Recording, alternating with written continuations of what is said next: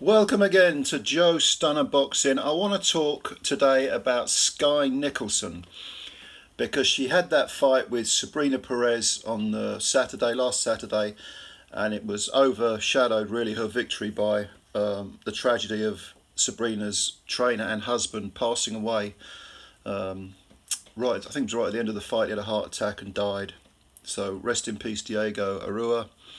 Very, very sad. Puts everything into perspective regarding boxing.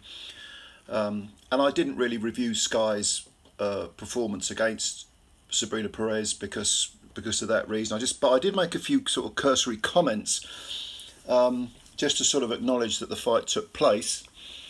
And Skye picked up the WBC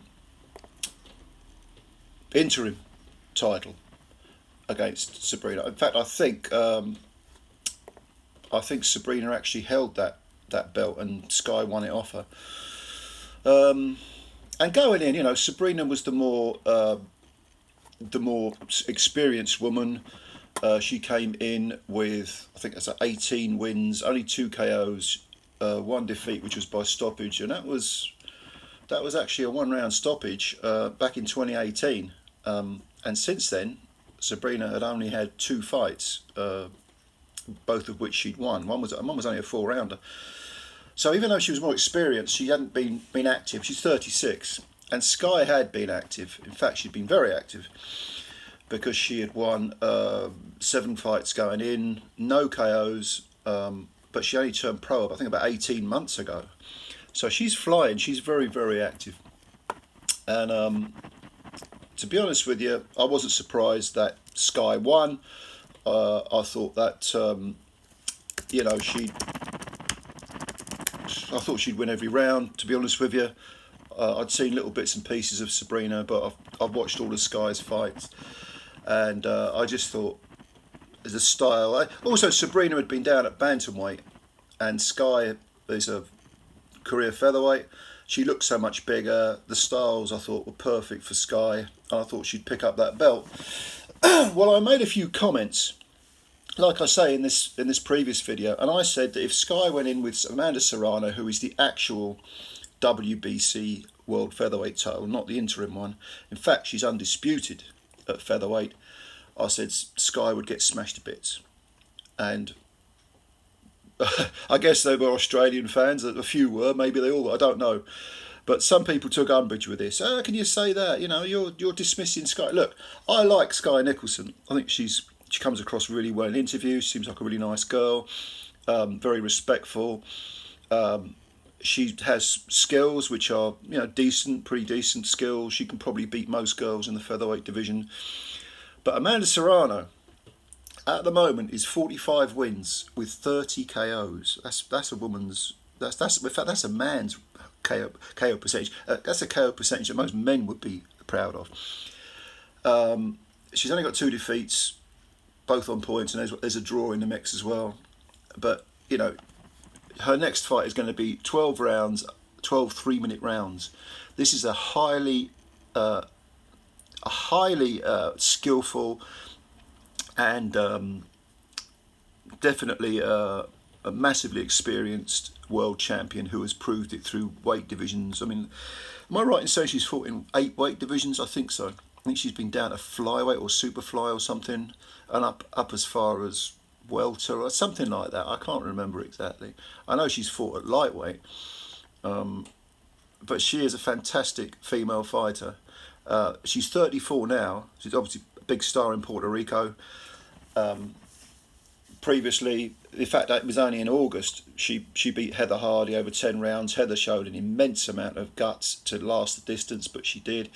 Before that, 10-round decision over Erica Cruz Hernandez, who only had 1 defeat previously on her record. She beat Sarah Mahfoud, who was undefeated at the time. That was a unanimous decision. And then before that, she had that barn burner with Katie Taylor. And she showed how hard she hits, because in the 5th round she had Katie in some serious trouble. And some people thought she won that fight. I think I didn't object to the result for Katie's split decision win. But even before that, Mariam Gutierrez, 14 wins and 1 defeat, beat her on points. She is massively experienced, and still only 34, which is not ancient. Now you put Skye in with her, and what are you basing your argument on that Skye Nicolson can beat Amanda Serrano? Surely she has to start as a rank underdog. And I am not saying that she absolutely can't beat Serrano. I'm saying that on the evidence I've seen so far, I would expect Serrano to dominate her and probably stop her, even though they're 10 2-minute rounds. If it's over 10 threes or 12 threes, I think she definitely stops Skye. What do I base this on? Why? And I'm not down on Skye Nicolson. I like the girl. I'm behind her. I want her to achieve things. Like I say, I've got nothing against this lady at all. But if you go back three fights I think it was, she fought another undefeated girl called Tanya Alvarez. Tanya Alvarez came in with 7 wins and no defeats, and she had 2 KOs. Tanya Alvarez, she's only 21, she's from Spain. She didn't look like she'd ever had a boxing lesson in her life, but Jesus Christ, she was tough. She was relentless, and she went straight at Nicolson, hands down, in one line. That's all she was doing, walking towards her in one line, slinging these wild, uncultured, unsophisticated punches. And you thought early on, Skye, she'll knock her out. This is going to be her first knockout. But it wasn't, because Alvarez showed an incredible chin and incredible durability. Either that or Skye doesn't hit very hard. I don't think she does hit very hard, to be honest. But even though she showed more aggression in her last fight against Alvarez, gradually Alvarez, even though she was losing the rounds and getting beaten up, she was sapping Skye's energy. And this is the crudest of fighters that you're ever going to see. And she lasted the distance. And yes, she lost the fight. I mean, absolutely lost the fight. I think I might have given her 2 rounds towards the end. But by the end of that fight, Skye was knackered. She was huffing and puffing.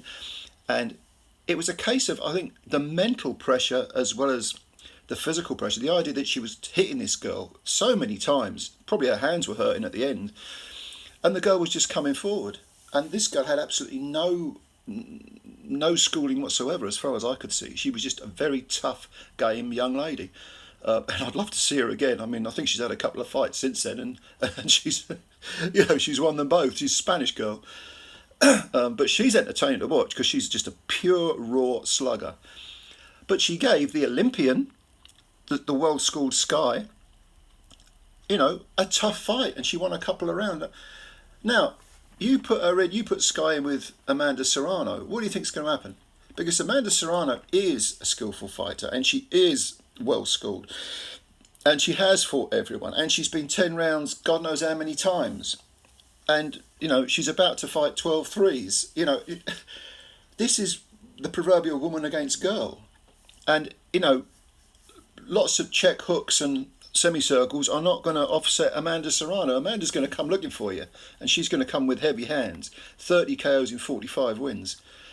So that would be my answer to the people who said, what are you talking about? Don't slag Skye off. I'm not slagging Skye off. I just happen to think Amanda, in a boxing ring, stands on her head, to be honest with you. But now that Skye has this WBC interim title, she's, the next logical step would be to fight Amanda, because she's the undisputed champ.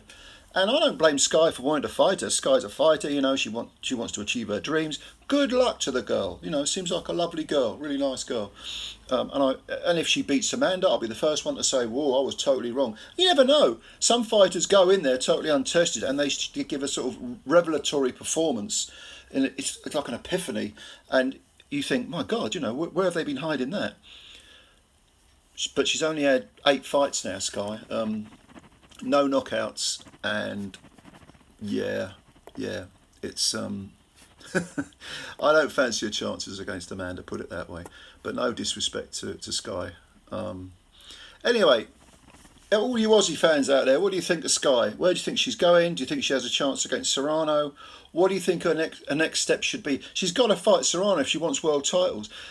Because she's undisputed. But maybe you think that Skye could, get a bit more experience with defending the interim title, perhaps, getting a few more 10-rounders. I mean, she's done some 10-rounders already. So, I don't know.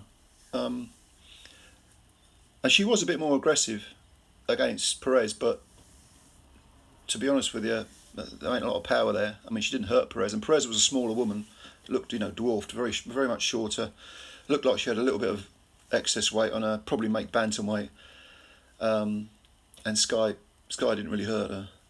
So I don't fancy her chances against Serrano at all. But leave your comments below. You may disagree, that's fine. Thank you for your time as always. Please subscribe to the channel if you're new. Hit the subscribe button, and also hit the like button. They count the likes apparently. I don't know why. Anyway, appreciate it. Looking forward to reading your comments, and bye for now.